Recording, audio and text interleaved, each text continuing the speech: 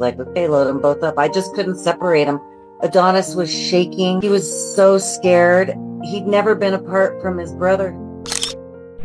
Not everybody should just be go getting horses from the kill pen. There's a lot of variables there. One here in Chino Valley had Adonis listed and 8 months old, needs a home. And I know nothing about having young horses.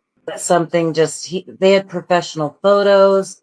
So he was bred. So just to see him in a kill pen pipeline, I just couldn't even imagine an eight-month-old baby being in there. And so I called and I went to go look at him. And then that's when I found out that he had a brother that he'd been kicked in transit. His knee was all swollen, but he wasn't lame. I knew he'd vet. I asked the guy, how much would you take off? He said, I'll take $1,000 off. And I just was like, okay, load them both up. I just couldn't separate them.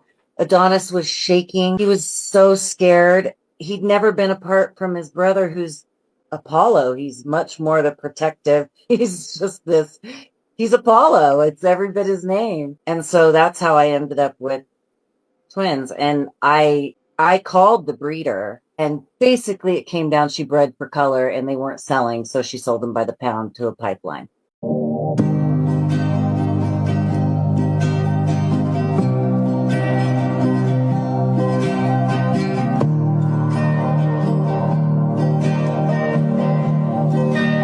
And it's not to be afraid because it's a new adventure, but don't let that stop you from going and doing it. Because the first time that I actually, I sat on Apollo, I'll never forget that moment. I'll never forget what that felt like to sit on him and have him support me and know that that's my boy. We're going to get through anything together because I will listen.